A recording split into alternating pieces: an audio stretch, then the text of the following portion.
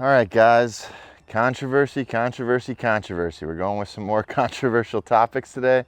Some things that I think of in the back of my head, and I guess I wanted to bring them up and have a conversation about them. So, why most habitat managers suck? Pretty blunt, pretty straightforward. There's two different categories that I think about, or I put, habitat managers in. And the first one would probably be the really inexperienced guys, the guys who just kind of decided, hey, I've watched enough YouTube videos, things like that, where I'm gonna be a habitat manager. Like, I really like deer hunting, and they start offering services well before they have any experience. Okay, so how much experience do you have with actually dealing with clients, writing long habitat management plans? And in my case, you generally get about a 30-page 20-30-page habitat management plan. Do you have experience doing that properly, communicating well with your clients? Do you have experience to begin with, like with timber stand improvement, tree species, things like that? How can you really prescribe unless you've done it, seen the benefits, seen the downsides, seen the downfalls to using certain timber stand improvements? You need experience. The thing that you really need experience in is, hunting deer in different places.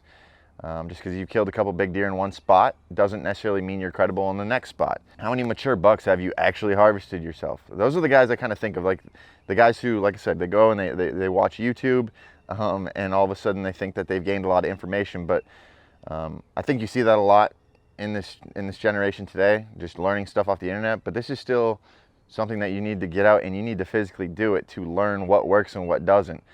Sure, you can take other people's opinions all day long, and even myself, you can take my opinions all day long, but until you put them to the test, you really don't know. And that's the case, I think, for a lot of these inexperienced guys. The other thing or the other side, like I said, I've kind of split this into two. There's the really inexperienced guys, and then there's like some of the I would call the top tier, the more well-known people in this industry or in this line of work.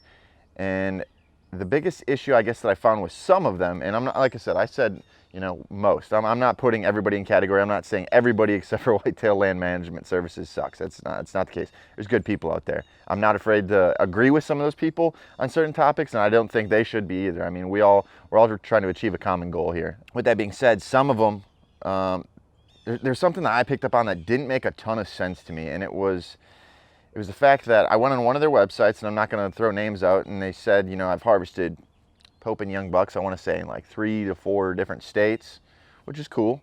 But then they said they offered their services in like 25 different states. They've been to Canada and all these other things. And that got me thinking, how could you offer your services in states that you've never hunted? If you've never killed a deer in a state, how can you tell somebody how to kill deer in their state? I bring that up because I've hunted all over the country. I only offer my services in states in which I've actually been to, hunted, had success. And I know that hunting the flatlands of Kansas, or the hills of western Kentucky, or the big woods of northern Wisconsin, or northern Michigan, all these different places, they're different. There's topography, there's different terrain features. Deer use these areas differently. One way I guess I kind of look at it is, you wouldn't go to a gym to learn how to run a marathon and ask a bodybuilder for tips. Yeah, it's still working out, yeah, it's still deer hunting, but it's not the same. There's a lot more to be learned in these different areas, different states. So that's the one thing that I've really picked up on with some of the more well-known guys. They're not overly, they don't have a ton of experience, I guess, in a lot of other states actually killing deer. And that just, if you're going to tell somebody how to kill deer, I feel like you should be able to kill deer in those states, or have had killed deer in those states. What kind of practices are these guys prescribing? If I see somebody really leaning on hinge cuts, it scares me. Hinge cutting is used, and if you've seen some of my other hinge cutting videos, it's a backup to some other timber stand improvement methods that I like to talk about. Timber stand improvement, ultimately helps create better habitat. But if you're leaning on hinge cuts, chances are you probably got a lot of your information just off the internet. You haven't actually seen the effects of what happens or what takes place long term. There are better options. It's a cool thing to read about on YouTube or watch on YouTube and go and try and implement, just because you can do it, you can see the benefits, you can stand on the edge of the area in which you worked on and say, man, look at what we did. We really did something here. There's a lot more downfalls than upsides, in my opinion. Like I said, that's an opinionated thing. A lot of people love hinge cutting, and that's fine.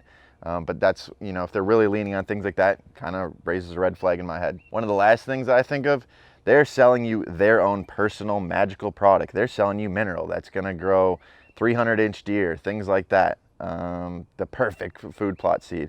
Now, don't get me wrong, I work with other companies and I'm able to offer those products at a discount, just from working with these companies and stuff like that. But I'm not trying to sell you any one product that I've personally made so that I can pocket some money. The mineral thing, there's a lot of research that's been done on it, and we've talked about this a little bit. There's certain guys out there selling the best mineral ever, and in reality, there's no research. This isn't my opinion. There's no research showing that mineral really does help whitetails with antler production in an open environment. That's just the research. That's done by the Quality Deer Management Association, the National Deer Association now. So why Whitetail Land Management Services? I flat out only offer my services in states in which I've hunted, been to, like I mentioned before, had success in. I've killed as many as 5 bucks in 1 year in 4 different states. It's not about killing a 200-inch deer for me. I'm going to be completely honest with you guys. If I stumble upon one, I'm going to chase them all year long, no doubt about it. But I like going to the hardest places to hunt and figuring it out. It's something about that satisfying for me. And if I can go to those hard places, if I can go to the Upper Peninsula of Michigan, if I can hunt in the North Woods of Wisconsin, or go out to Kansas, or go to Kentucky and figure it out myself. Don't go to an outfitter or anything like that.